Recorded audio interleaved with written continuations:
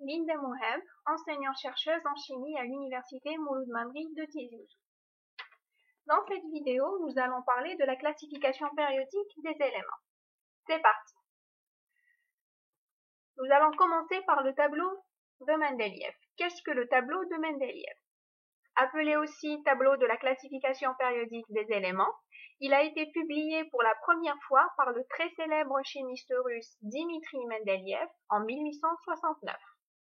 L'ensemble des éléments chimiques connus, qui sont au nombre de 118 éléments, ils sont classés par ordre croissant du numéro atomique, c'est-à-dire par nombre de protons.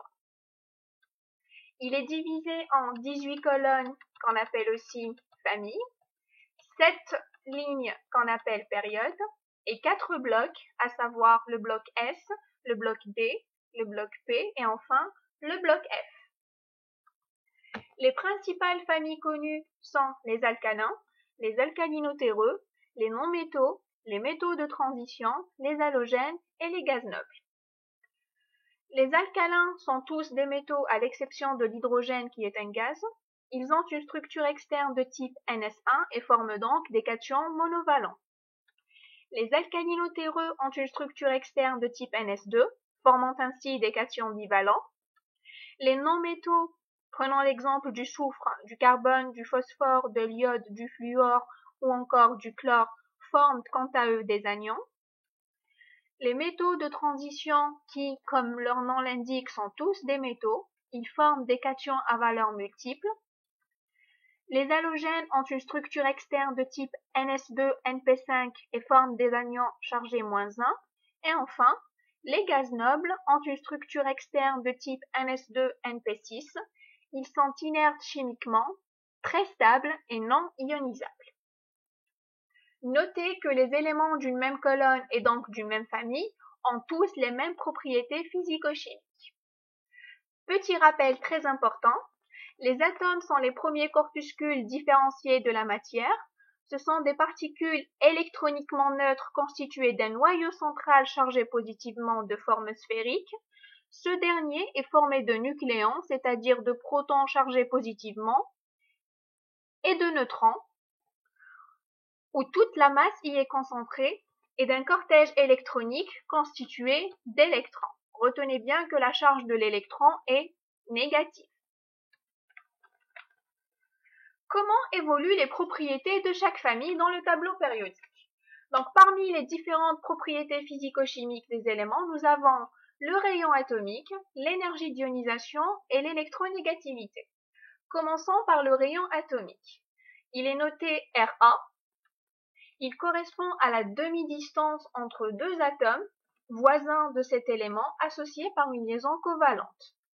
Dans une même période, le numéro atomique Z augmente, les électrons se rapprochent donc du noyau et celui-ci exerce sur eux une force d'attraction de plus en plus importante, engendrant la diminution du rayon atomique.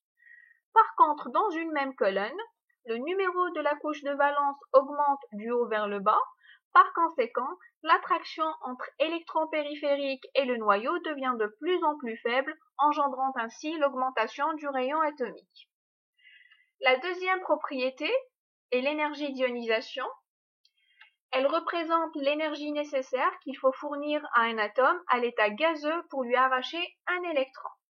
Dans une même colonne, l'énergie d'ionisation augmente quand le numéro atomique Z augmente, tandis que dans une même période, l'énergie d'ionisation diminue quand le numéro atomique Z augmente. La troisième propriété est l'électronégativité. Elle représente la capacité qu'a un élément à attirer vers lui un électron quand il est engagé dans une liaison covalente. Cette dernière varie exactement dans le même sens que l'énergie d'ionisation vue précédemment. Passons maintenant à l'utilité du tableau périodique. Le tableau périodique n'est pas là que pour vous embêter, bien au contraire, il est d'une très très grande utilité. Il représente donc l'alphabet du chimiste. Il nous sert à connaître la structure électronique des atomes, c'est-à-dire le nombre d'électrons, savoir par quoi remplacer un métal cher, prenons l'exemple de l'or par exemple, par un autre de la même famille qui sera moins cher.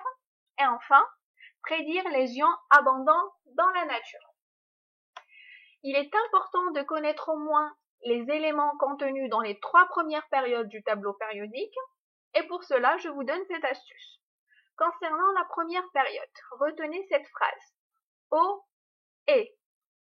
Pour les éléments contenus dans la deuxième période, vous avez Lily, berça bébé chez notre oncle Ferdinand Nestor, et enfin, pour la troisième période, vous avez Napoléon mangea allègrement 6 poulets sans claquer d'argent.